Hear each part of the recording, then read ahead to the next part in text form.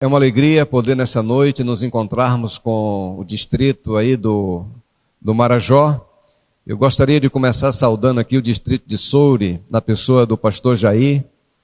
Quero ir também a Breves, saudando o pastor Luiz, a Portel, saudando o pastor Vargas, e também a São Sebastião da Boa Vista, saudando o pastor Jesunias, e quero ir a Limoeiro do Ajuru, saudando aí o pastor Denivaldo. Eu quero convidar a igreja nessa noite para abrirmos conosco a palavra de Deus. Ezequiel capítulo 37. Eu quero ler 2 versos para a nossa meditação. Ezequiel capítulo 37, verso 1, diz assim: Veio sobre mim a mão do Senhor. Ele me levou pelo Espírito do Senhor e me deixou no meio de um vale que estava cheio de ossos. Verso 2, e me fez andar ao redor deles, e eram muito numerosos na superfície do vale, e estavam sequíssimos.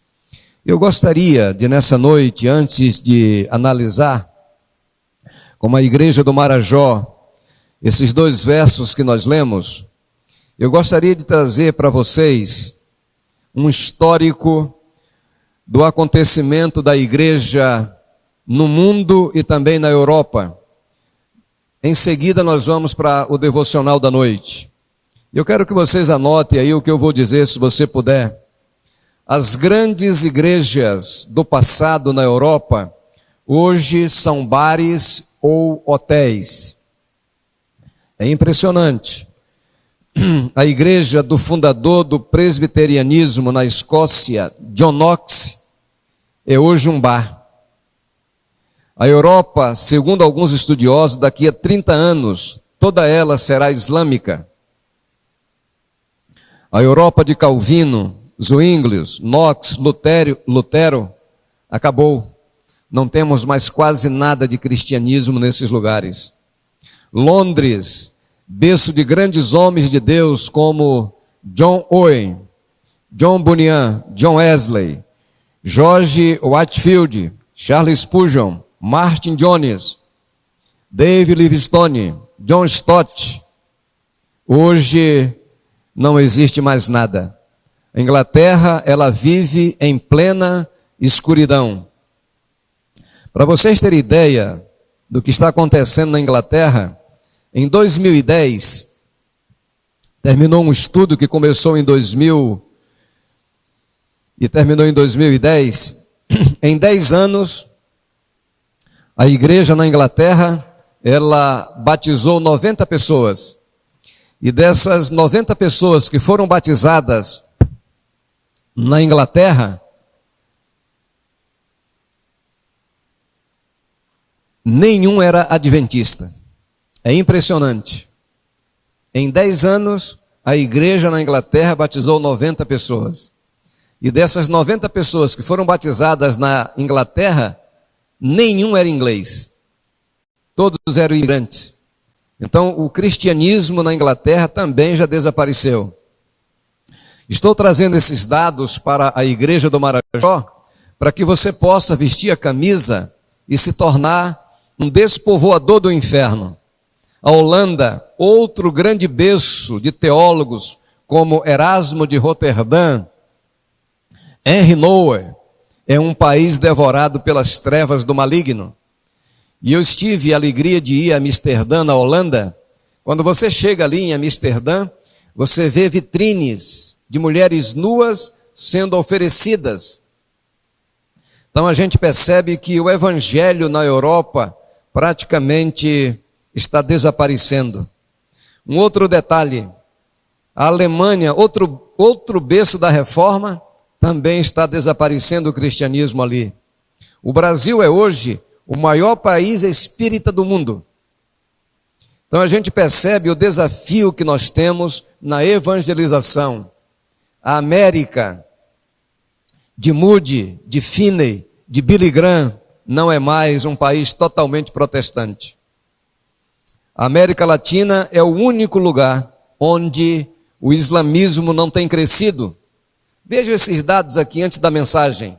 lugares como Damasco, Antioquia, Jerusalém, Alexandria, Catargo, onde viveram os pais da igreja como Orígenes, Cipriano, Tertuliano, Agostinho, fora permanentemente perdida pelos cristãos.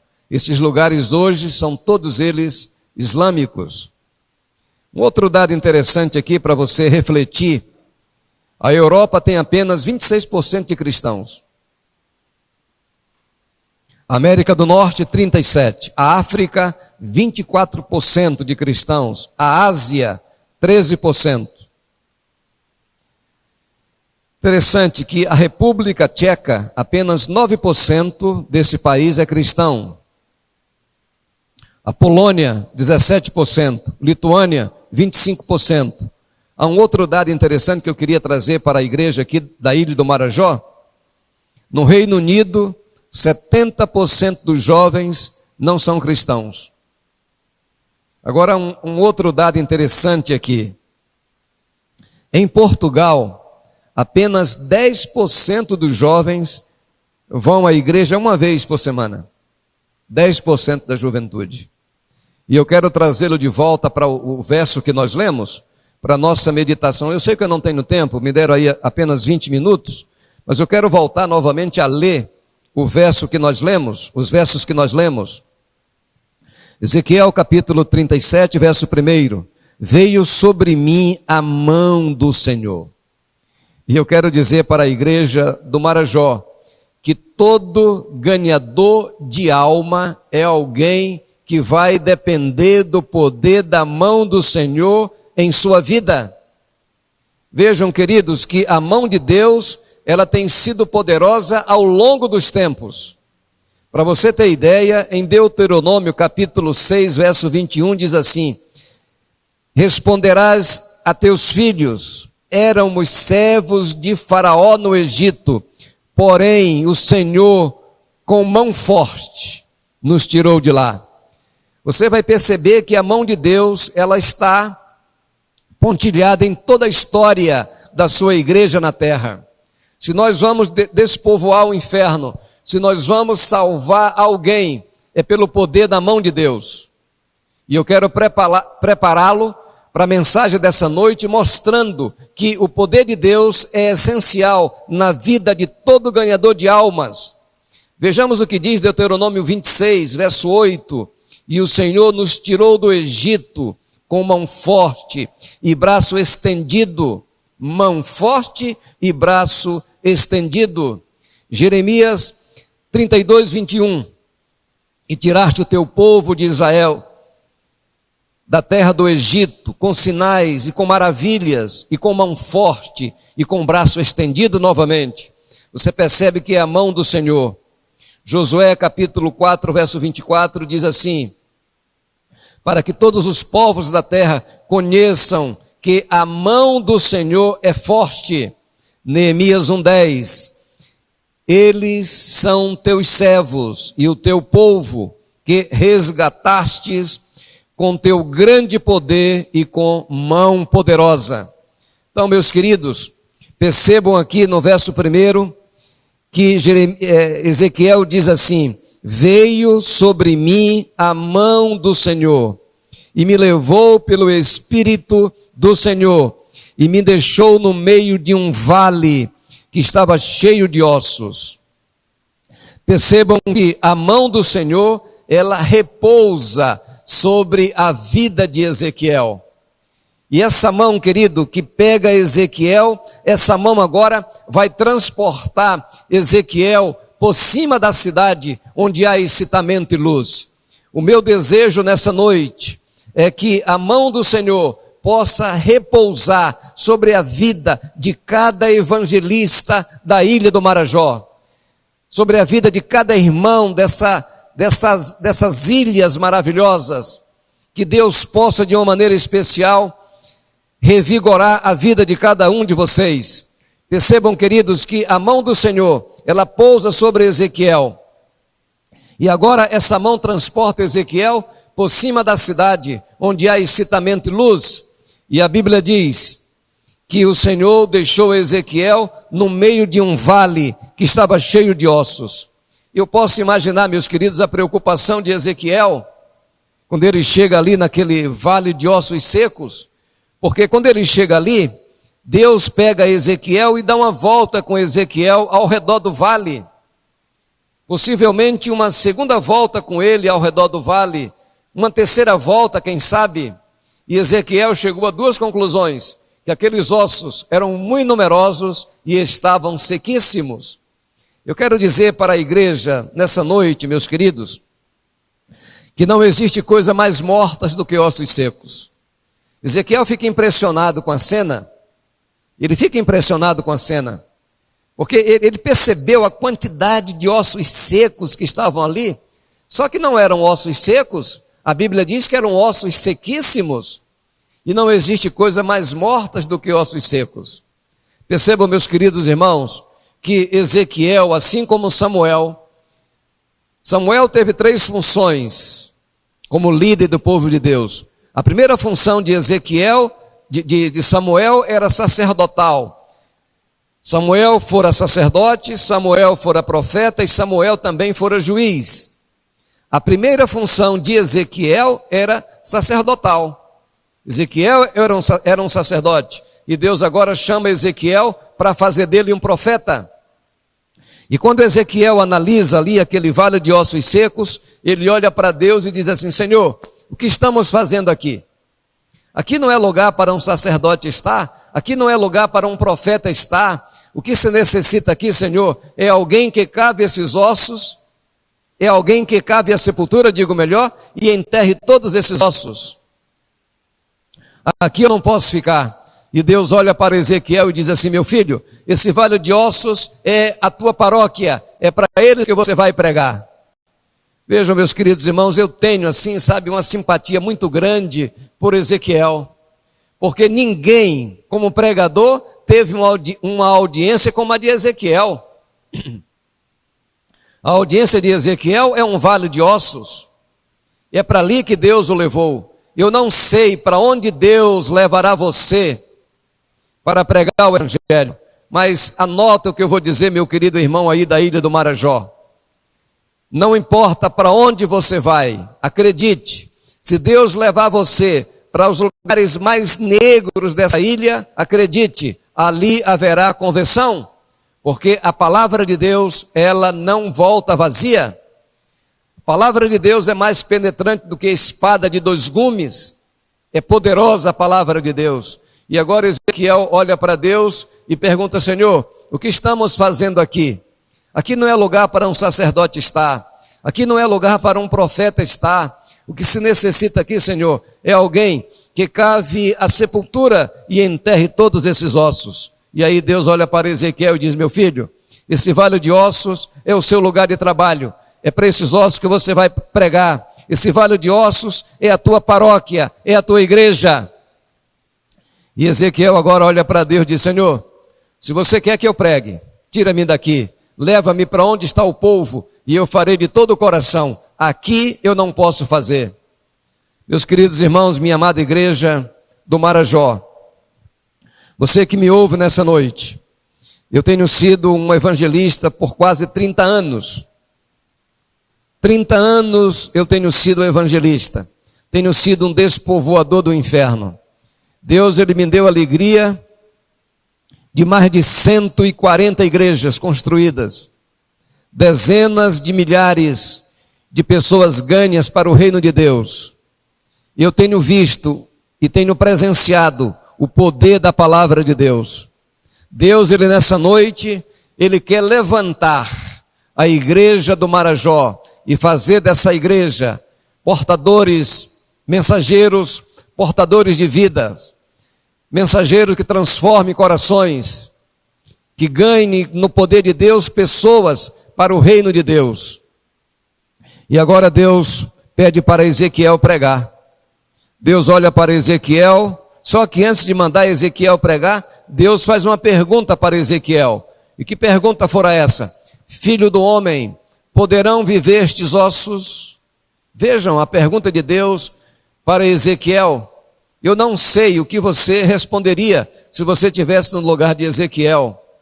E aí Ezequiel não quis dizer nem sim e nem não.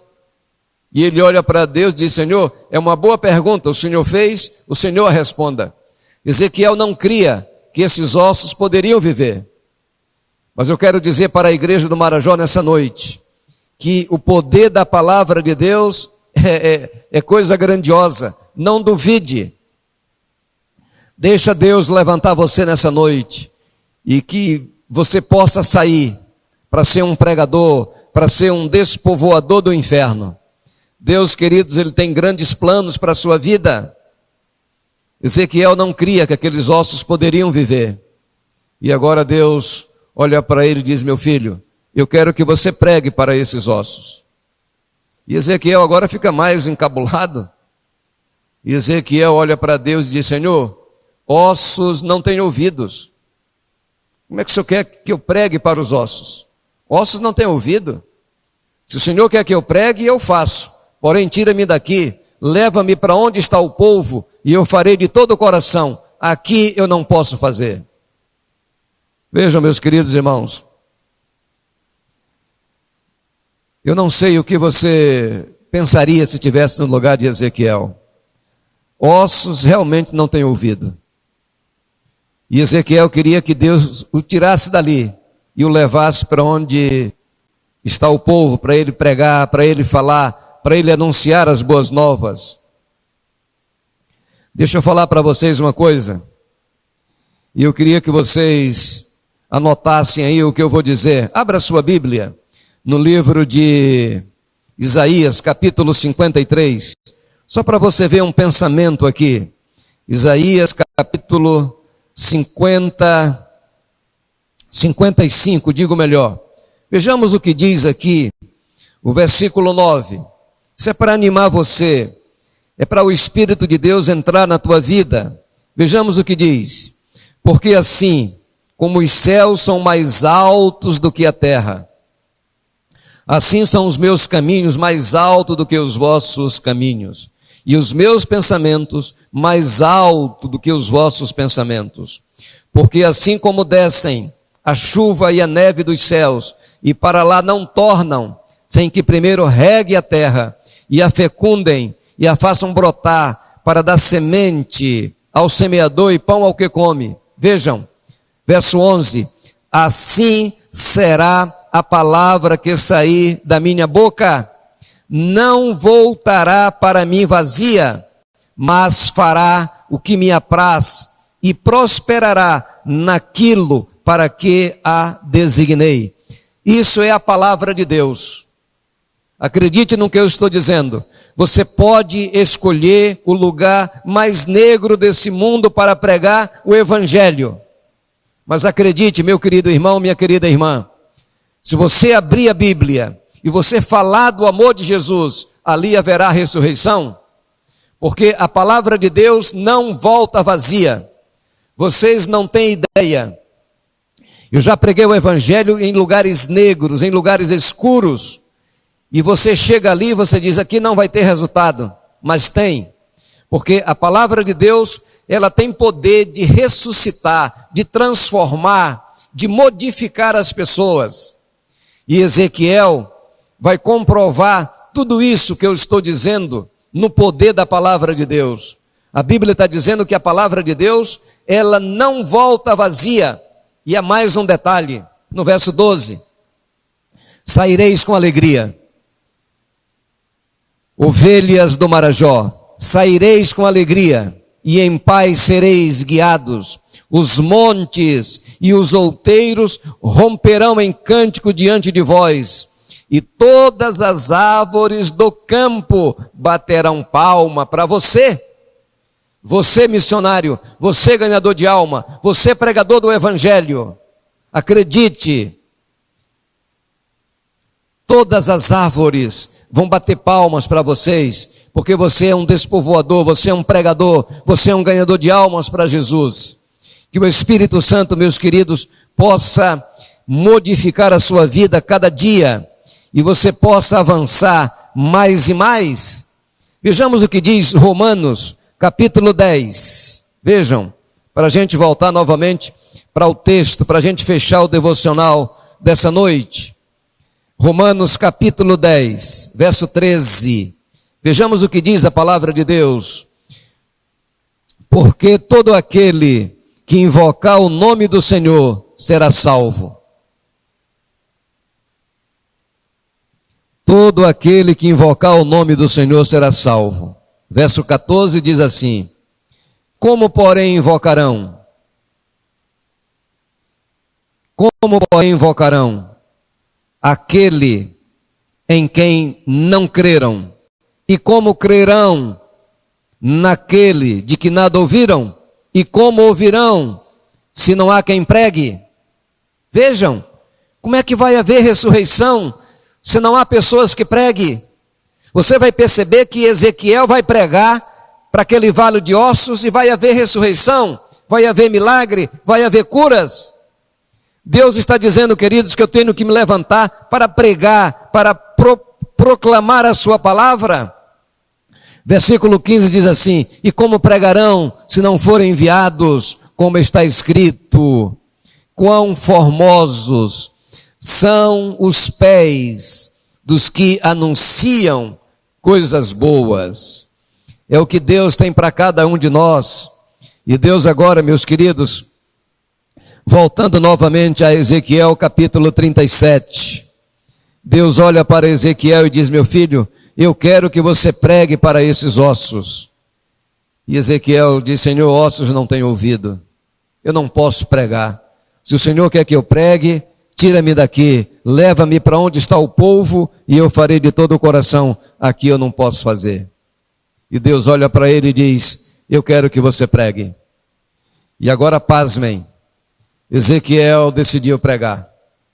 Só que ele decidiu pregar, Giane, com os olhos fechados.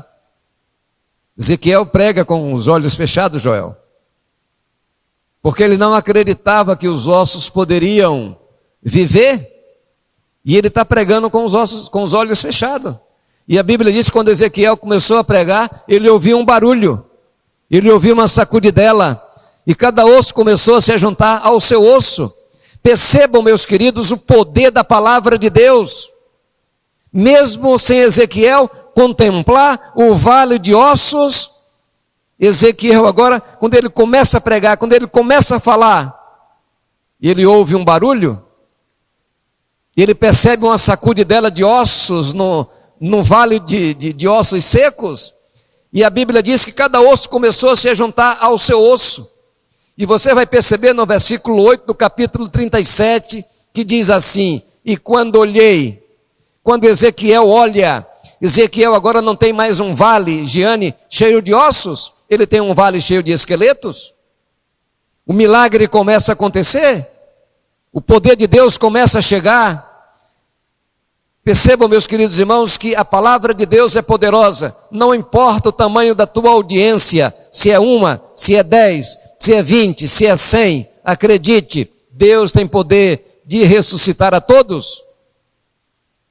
E aí Deus agora olha para Ezequiel, e a fé de Ezequiel começa a aumentar. E aí Deus agora ordena para ele a segunda vez: eu quero que você pregue novamente a esses ossos. Para quê?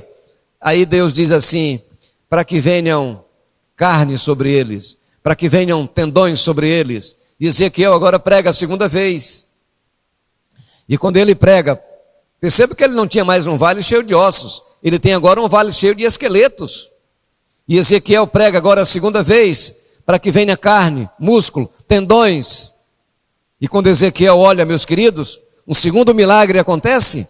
Ele não tem mais agora um vale cheio de esqueleto, de ossos, digo melhor. Ele não tem mais agora um vale cheio de esqueletos, mas ele tem sobre a superfície do vale dezenas de milhares de defuntos, agora sem vida. É impressionante o poder da palavra de Deus. Eu sou um amante do Evangelho, eu sou um amante da pregação do Evangelho, porque a palavra de Deus, ela é poderosa, ela é mais cortante, ela é mais penetrante do que uma espada de 2 gumes. E Ezequiel agora fica impressionado, porque ele não tem mais um vale cheio de ossos, ele não tem mais agora um vale cheio de esqueletos, ele tem agora um vale cheio de defuntos. Mas o milagre vai acontecer novamente. Porque Deus agora não vai fazer, mas Ele vai pedir para Ezequiel fazer. Ah, meus queridos irmãos, o acontecimento aqui do vale de ossos secos é o mesmo acontecimento do Éden. É o mesmo acontecimento do Éden, porque Deus agora vai dar uma ordem para Ezequiel soprar o seu espírito sobre os defuntos, sobre aqueles corpos sem vida. A mesma coisa que Deus fez no jardim do Éden, só que lá Deus fez. Aqui Ele vai pedir para Ezequiel ser o instrumento dele. E Ezequiel agora, a terceira vez, ele vai soprar o seu espírito sobre os defuntos.